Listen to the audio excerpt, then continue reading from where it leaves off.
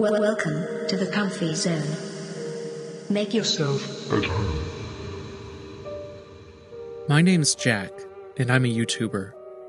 Along with my friends, we run a channel where we film ourselves doing various challenges. From extreme sports to eating competitions, we've tried it all. But nothing could have prepared us for what we were about to face.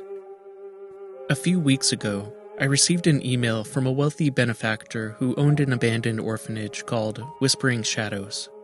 The email read, "Greetings, Jack. I've been a fan of your channel for some time now, and I have a proposition for you.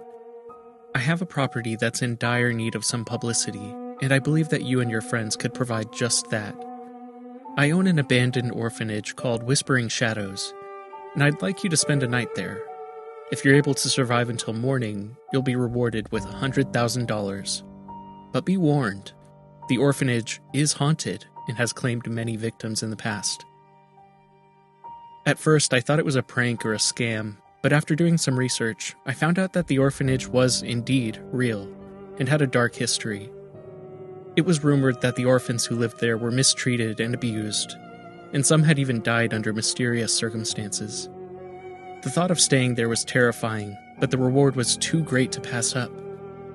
After reading the email from the wealthy benefactor, I knew that this was an opportunity of a lifetime. I immediately called my friends to discuss the proposition. "Guys, I just received an email from a wealthy benefactor who wants us to stay a night in a haunted orphanage called Whispering Shadows," I explained, trying to keep my voice steady. "What? Are you crazy?" Chris exclaimed. "Why would someone pay us to stay in a haunted orphanage?" "I don't know, it sounds kinda cool," Sarah chimed in.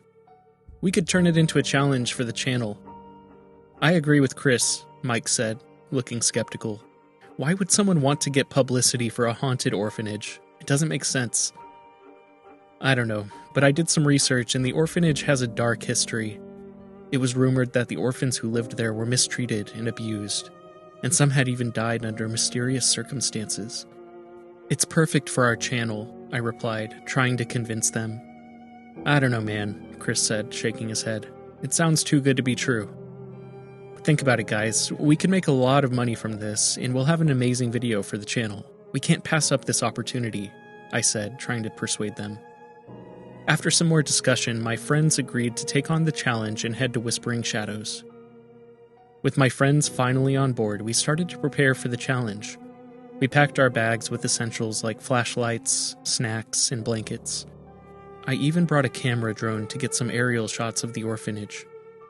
As we drove to Whispering Shadows, my excitement was palpable. But as we got closer, my excitement started to turn into nervousness.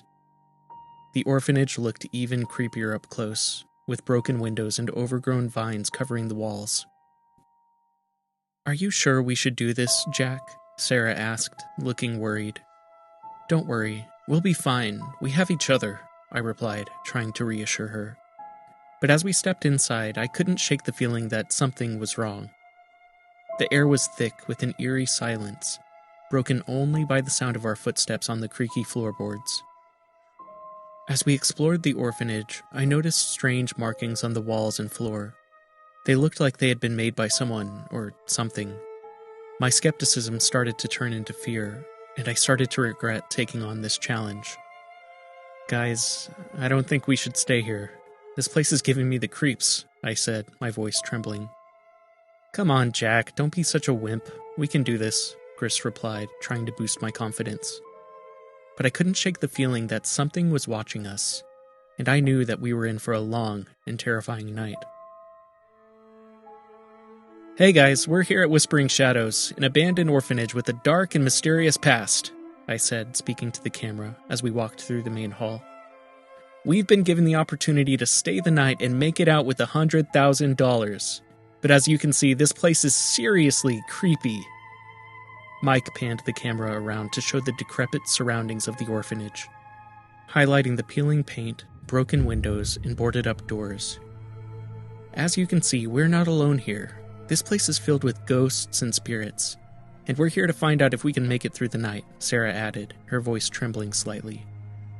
"But we're not doing this alone. We have all of you watching and supporting us," Chris said, addressing our audience. "So let's do this. Let's survive a night in Whispering Shadows. We continued to explore the orphanage, looking for a safe place to set up our base camp. As we walked down one of the hallways, we heard a strange noise coming from one of the rooms. "Did you guys hear that?" I asked, my heart pounding in my chest. "Yeah, it sounded like a whisper," Mike said, looking around nervously. We cautiously approached the room, and as we opened the door, we were hit by a blast of cold air. The room was freezing, and we could see our breaths in the air. "This is crazy. I don't think we should be here," Sarah said, shivering. But we had a job to do, and we couldn't back down now. We set up our camp in the room, and as the night wore on, the sounds of footsteps and whispers echoed through the halls. We knew we weren't alone, and we were in for a long and terrifying night. As the night wore on, the sense of unease and fear grew stronger. We heard strange noises and saw shadows moving in the corners of our eyes, but nothing could prepare us for what happened next.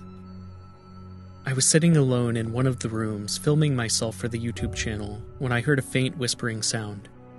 It was almost inaudible at first, but as I listened closely, the whispers grew louder and clearer.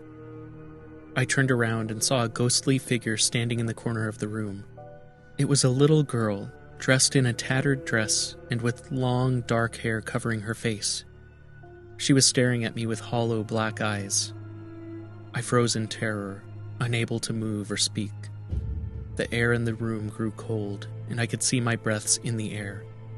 The little girl started to move towards me, her movements jerky and unnatural.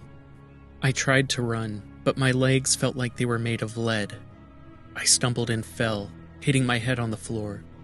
As I looked up, I saw the little girl standing over me, her face inches away from mine. Her breath was cold and smelled of decay, and I could feel her icy fingers on my skin. I screamed, but no sound came out. The little girl let out a blood-curdling scream, and everything went black. When I woke up, my friends were hovering over me, looking worried.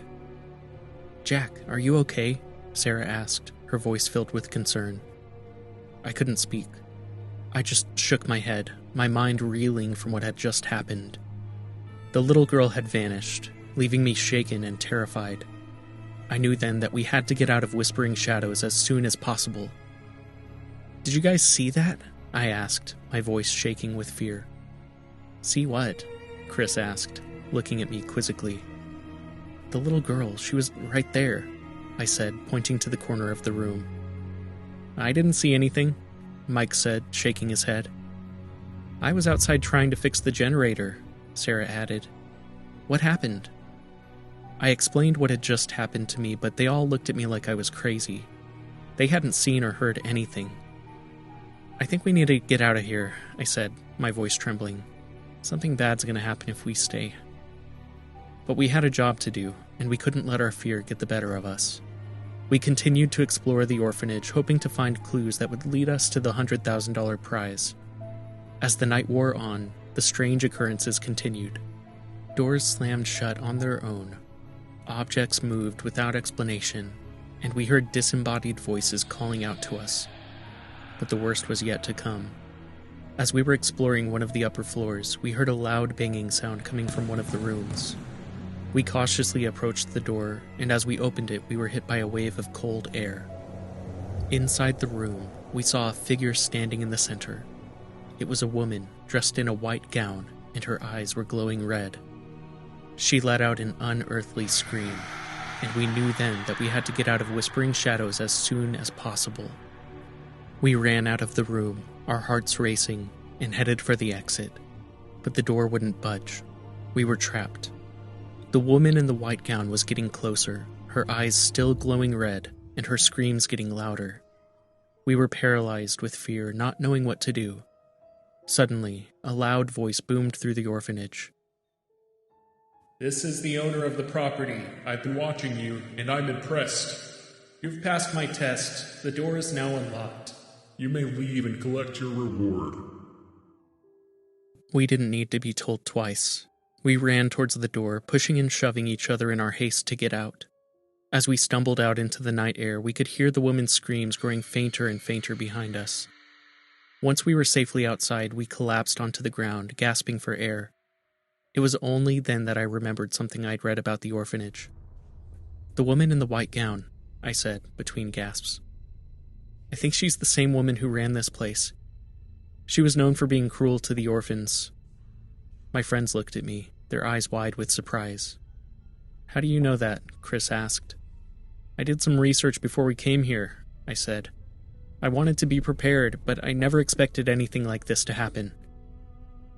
We sat there in silence for a few moments, catching our breath and trying to process what had just happened. We got up and dusted ourselves off, looking around for the owner of the property, but there was no sign of him. We walked around the orphanage, calling out his name, but the only response was the sound of the wind whistling through the empty corridors. As we made our way towards the front of the building, we heard another sound, a faint whisper coming from one of the rooms. We cautiously approached the room and opened the door, expecting to find the owner of the property waiting for us. Instead, we found a male ghost, with sunken eyes and pale, translucent skin. His hair was matted and his clothes were tattered and torn. He looked at us with a haunting expression, and we knew that we had been set up. The voice we had heard earlier had not been the owner of the property at all, but rather the ghost of one of the orphanage's former residents. We had been lured here under false pretenses, and now we were trapped in a haunted building with no way out. We tried to run, but the ghost seemed to be blocking our path. We were stuck, with no way out and no one to help us. It was then that we realized the true horror of our situation, and the realization filled us with a bone-chilling terror that we could not shake. The ghost moved closer, and we could see that his eyes were filled with an unfathomable darkness. His mouth opened, and a chilling scream echoed through the orphanage. Suddenly, the walls began to shake, and the floor beneath our feet started to crumble. We stumbled and fell, and as we hit the ground, we saw a horde of twisted, demonic creatures emerging from the walls. Their eyes glowed red, and their skin was dark and scaly. They reached out for us with their clawed hands, and we could feel their hot breath on our faces. We scrambled to our feet and tried to run, but they were too fast. They chased us through the corridors of the orphanage, their screams echoing in our ears. We ran past rooms filled with twisted, grotesque figures, their bodies contorted and twisted beyond recognition. The air was thick with the stench of death and decay, and we could feel our sanity slipping away with every passing moment. As we ran, we could see glimpses of the ghost watching us from the shadows. His eyes followed us wherever we went, and we knew that we were not alone in this haunted place. Finally, we stumbled into a room, and as we looked around, we realized that we had found the source of the haunting. The room was filled with twisted, demonic objects, and we could feel the energy in the air vibrating with a terrible power. As we looked around, we could see the ghost hovering in the corner of the room. His eyes were filled with a terrible fury, and we knew that we were in grave danger. Suddenly, the walls of the room began to close in, and we could feel the weight of the entire building crushing down on us. We screamed and cried out for help, but there was no one to hear us. We were alone in this haunted orphanage, and there was no way out. The pressure of the walls closing in became unbearable, and I could feel myself losing consciousness. My vision blurred, and my thoughts became jumbled as my body struggled to cope with the overwhelming force. And then, darkness consumed me. When I finally came to, I was lying on the ground, my body aching and my head pounding. I looked around and saw that I was in the same room, but the walls were no longer closing in. It was morning, and the light of day was streaming in through the windows. Chris was standing nearby, looking down with a mixture of concern and relief. He had managed to keep the camera rolling throughout the entire ordeal, and I knew that the footage would be some of our most compelling yet. I sat up slowly, taking in the reality of what had just happened. We had survived a night in one of the most haunted places on Earth, and had been tormented by ghosts and demonic creatures beyond imagining.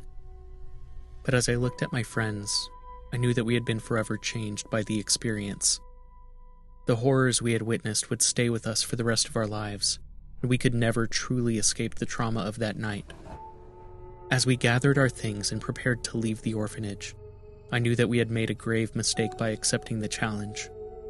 But it was too late to turn back now. We had faced our fears and survived, but at what cost? When I got home, I eagerly plugged the camera into my computer to review the footage, but what I saw on the screen made my blood run cold. The video was not what I remembered. Instead, it was a bizarre and unsettling montage of disjointed images and strange, otherworldly sounds. The footage was glitchy and distorted, with faces and figures that seemed to appear out of nowhere, disappearing just as quickly. I tried to make sense of what I was seeing, but it was impossible. The footage was like something out of a nightmare, and it left me feeling deeply unsettled.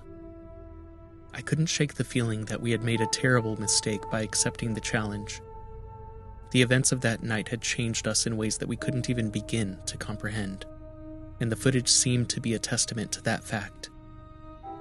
As I closed the file and shut off my computer, I couldn't help but wonder what other horrors lay hidden within the walls of the orphanage. And I knew, with a sinking feeling in my gut, that we would never be able to escape the dark legacy of that cursed place.